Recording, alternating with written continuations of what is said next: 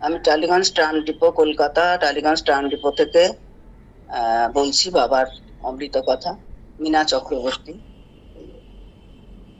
তখন বাবার আমি আমি যখন বাবার সম্বন্ধে শুনেছি তখন আমি কলেজে পড়ি।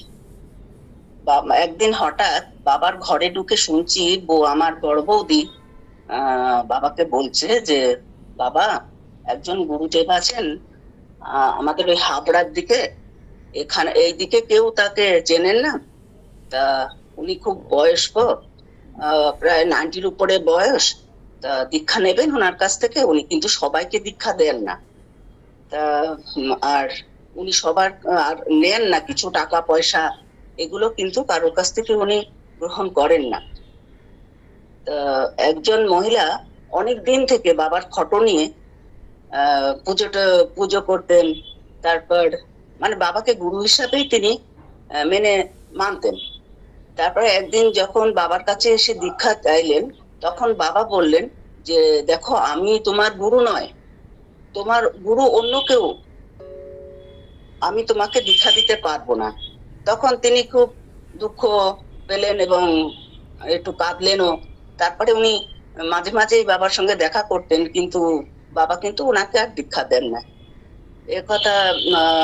এইসব কথা বাবার সঙ্গে যখন আমার বৌদি আলোচনা করছিল তখনই আমি ওটা শুনলাম। তার কিছুদিন পরে একদিন দেখি গুরু বাবা আমাদের বাড়িতে এসেছেন। তা খুব হই হুল্লোড়, খুব আনন্দ ফুর্তির মধ্যে আমাদের ওই দিন খুব ভালো কাটলো। বাবা এসেছেন, কিন্তু আমি ওই গুরু দীক্ষা নেওয়া এই সম্বন্ধে আমার কোনো মানে ভেতরে কিছুই মানে জাগ্রত ছিল না। মানে আমি গুরুদেব এসছেন, গুরু জাস্ট, হ্যাঁ, গুরু যে কি উনি আমি সেইভাবে জানতাম না। তারপরে দেখি একদিন বাবা, মা বা দাদা বৌদি ওনার কাছ থেকে দীক্ষা নিয়েছেন। এরপর থেকে বিভিন্ন জায়গায় মানে বিভিন্ন ভক্তের বাড়িতে সৎসঙ্গ হতো, সেখানে বাবা মা দাদা বৌদি এরা সবাই যেত, আমিও মাঝে মাঝে যেতাম। তা এরকম একদিন দাদা ওই নারায়ণ, আমি না মাঝে মাঝে ভুলে যাই, নারায়ণ দা ওনার বাড়িতে বিষ্ণু যজ্ঞ হলো বড় করে। তখন ওখানে আমি গেলে বাবা আমাকে দীক্ষা দিতে চাইলেন। বাবা বললো, তুমি দীক্ষা নাও। তা আমি বললাম যে, বাবা, আমার বাবা মানে জন্ম বাবা, উনি বলেছেন যে বিয়ের আগে দীক্ষা নেওয়াটা ঠিক হবে না, তোমরা দুইজনে একসঙ্গে নেবে। তখন বাবা কি করলেন, আমায় গুরু বাবা তখন আমায় শিব মন্ত্র দীক্ষা দিলেন, যে তুমি এই মন্ত্রটা 10 বার, ওই 11 বার বলবে, আর 108 বার বলতে যদি পারো তাহলে খুবই ভালো হয়।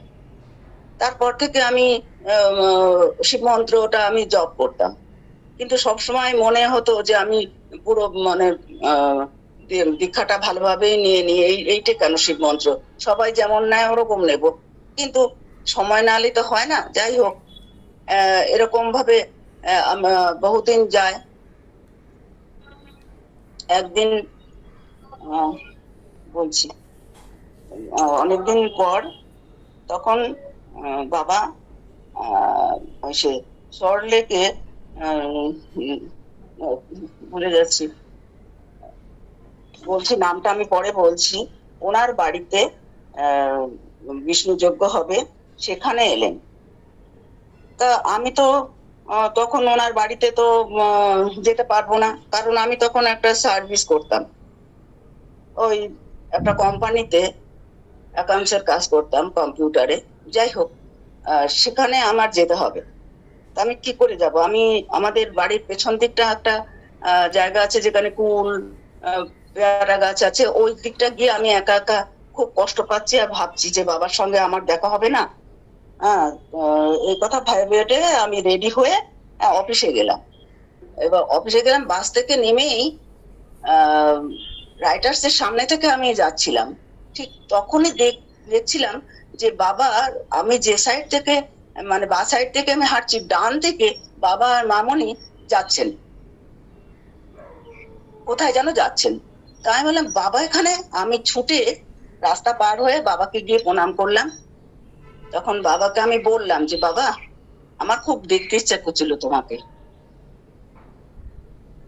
বাবা, বলতে কষ্ট হচ্ছে আমার, যাই হোক। তখন বাবাকে প্রণাম টনাম করলাম, বাবার সঙ্গে দেখা হলো। বাড়িতে এসে দাদাকে আমি বললাম যে জানিস, আজকে আমার সঙ্গে দেখা হলো আহ বাবার। ও এবার মনে পড়েছে, সল্ট লেকে ওনার বাড়ি ছিল হচ্ছে নিতাই পাল। হ্যাঁ, ওনার বাড়িতে সেদিন ছিল অনুষ্ঠান। তা দাদা বলছে না না, উনি যাবেন একদিকে, তুই ওখানে কি করে ওকে দেখবি, ওই গুরু বাবাকে দেখবি কি করে তুই? তখন আমি বললাম যে হ্যাঁ আমি দেখেছি তো, প্রণাম করলাম, মামনির দিকে প্রণাম করলাম, দেখলাম, হ্যাঁ কথা হলো আমাদের। কেউ বিশ্বাসই করলো না। যাই হোক, বাবার ইচ্ছা ছিল, আমার মনের এত ইচ্ছা, বাবা অন্তর্যামী সেটা বুঝতে পেরেছিলেন, সেই জন্যই আমাকে হয়তো সে তখন দেখা দিয়েছিলেন। এইভাবে আমি চলে আসি। তারপরে একদিন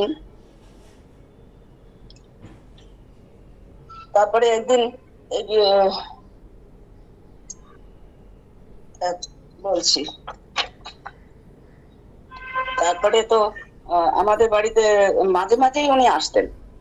যখন উনি আসতেন তখনই একটা হই হুল্লোড়ের মধ্যে থেকে আমরা আনন্দ করে, বাবা এসেছে মানে বিশাল ব্যাপার। মানে যেমন আমরা পুজো করতে হলে মনে একটা আনন্দ নিয়ে ছুটাছুটি করে করি, বাবা এলো মানে ওরকমই আমরা মনে করতাম। কিন্তু বাবা তো একদিন দুই দিন থাকতেন।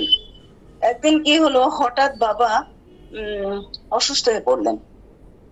তা বাবা অসুস্থ হলে আমার দাদা খুব অস্থির হয়ে গেল, ডাক্তার আনতে যাচ্ছে। তখন বাবা হাতুড়ে বলছে কোনো ডাক্তারের দরকার নেই, তুমি চুপচাপ বসো, আমার জন্য ডাক্তার ডাকতে হবে না। তা দাদা তো কিছুতেই তার শুনবে না, এ কি করে হয়, বাবা তো অজ্ঞানের মতো হয়ে গেছে।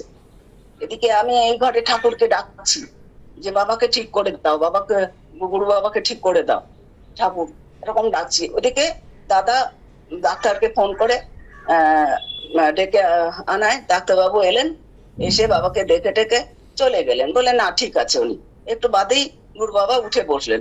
বললাম না তোমাকে যে তুমি ডেকো না? তা পরে আমি বুঝলাম এটা মনে হয় বাবার মানে একটা অভ্যাস ছিল, মাঝে মাঝেই মনে হয় উনি ওই ধরনের ধ্যান করতেন। যাই হোক, আমরা মানে অনেক দুঃখের পরে যখন একটু আনন্দ হয়, সেরকমই আমাদের মনে এলো। এরকমই মাঝে মাঝেই বাবা আমাদের বাড়িতে আসতেন। তারপরে আমার যখন আমার বিয়ে ঠিক হলো, তখন তো এরপরে আমার বিয়ে ঠিক হলে যখন দাদা আবার মাঝে মাঝেই তো বাবার কাছে গিয়ে থাকতো, 1 মাস 1.5 মাস স্কুলের ছুটি হতো, তখন গিয়ে থাকতো বাবা। দাদাকে ডেকে নিয়ে নিয়ে ওরকম মানে ডেকে নিতেন। যাই হোক, যখন বিয়ে ঠিক হলো তখন আমার মা বললো যে তুই যখন বেনারসে যাচ্ছিস, তাহলে বেনারস থেকে বেনারসি কিনে নিয়ে আসিস। তখন দাদা ওখানে গিয়ে বলায় মামনি আমার বিয়ের বেনারসিটা মামনি গিয়েই কিনে এনেছিল। যাই হোক, ওই